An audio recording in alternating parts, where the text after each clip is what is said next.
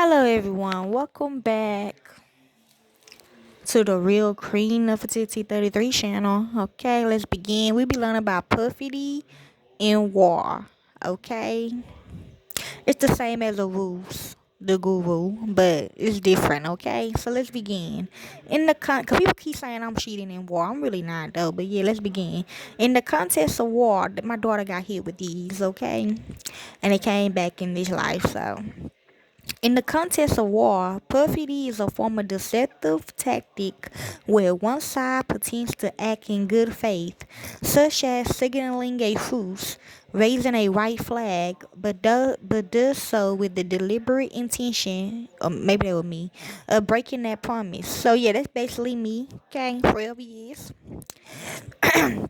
The goal is to trick the enemy into lowering his guard, such as stepping out of cover to accept a supposed surrender, only to exploit its vulnerabilities. Okay?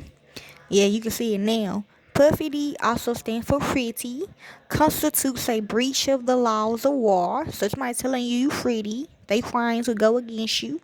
And so is a war crime. A degrades the protection and mutual restraints developed in the interests of all parties, combatants and civilians.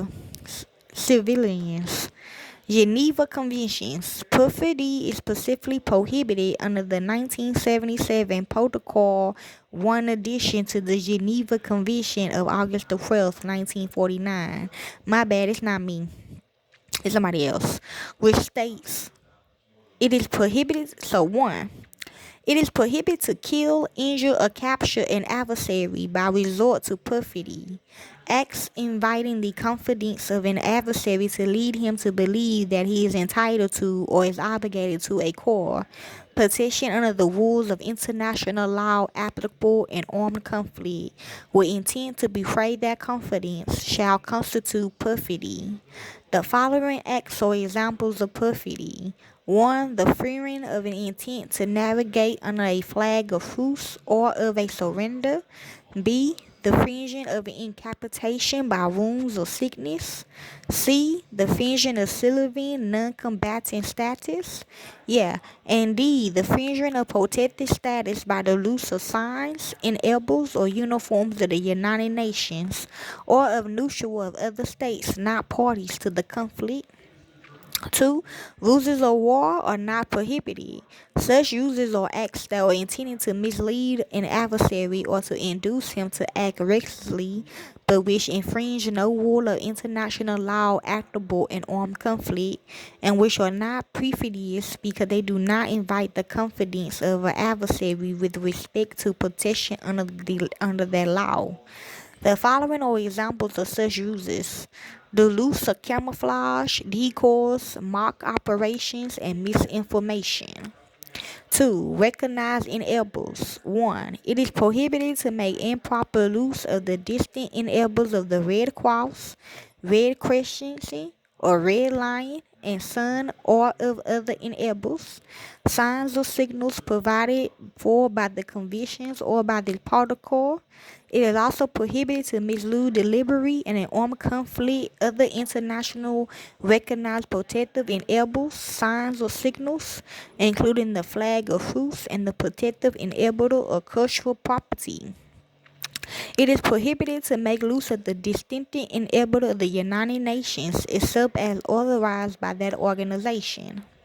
Enables of nationality. It is prohibited to make use in an armed conflict of the flags or military enables, insignias, or uniforms of neutral or other states not parties to the conflict. 2. It is prohibited to make use of the flags or military enables, insignias, or uniforms of adverse parties while engaging in attacks or to shield, favor, protect, or impede military operations. 3. Nothing in this article or in Article 37, paragraph, shall affect the existing generally recognized rules of international law applicable to espionage or to the use of flags in the conduct of armed conflict at sea. History. Disapproval of perfidy was part of the customary laws of war long before the prohibition of perfidy was included in Protocol 1, for example, in the 1907 Hague Convention.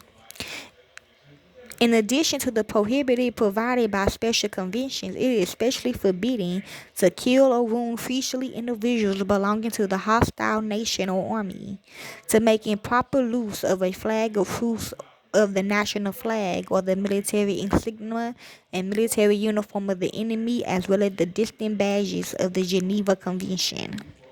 The Kill Michael ambush, part of the Irish War of Independence, was the scene of a notorious act of alleged perfidy.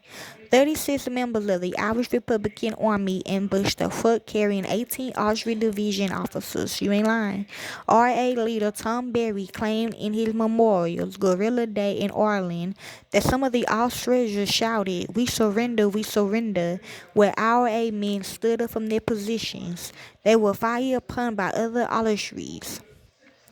This led Berry to not believe the Austrians when later in battle they attempted to surrender. All 18 were shot and left for dead. One Austrian escaped but was later captured and killed. Another, Frederick Henry 40, survived with severe injuries and was rescued by British forces.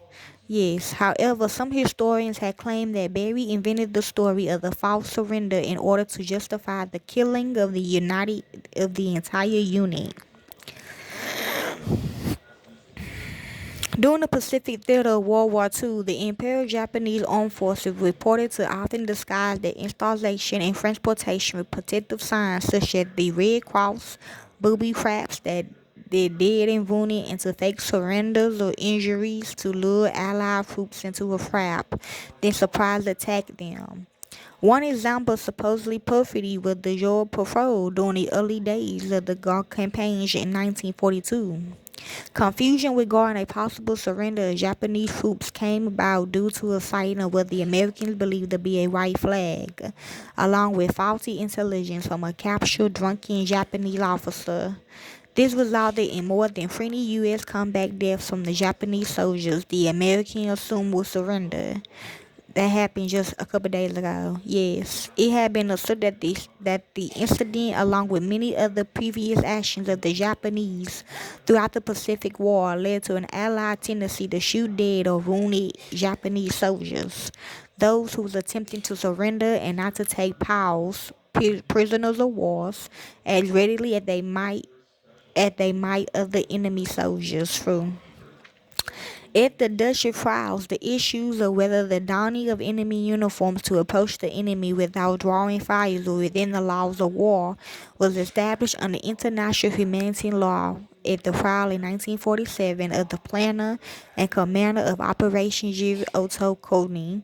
He was found not guilty by a U.S. military tribune of a crime by ordering his men into action in U.S. uniforms. Yeah, he had passed on to his men the warning of German legal experts that if they fought in U.S. uniforms, they would be breaking the laws of war. How? During the trial, a number of arguments was advanced in sustainable this position, and that the German and U.S. military seemed to be in agreement on it.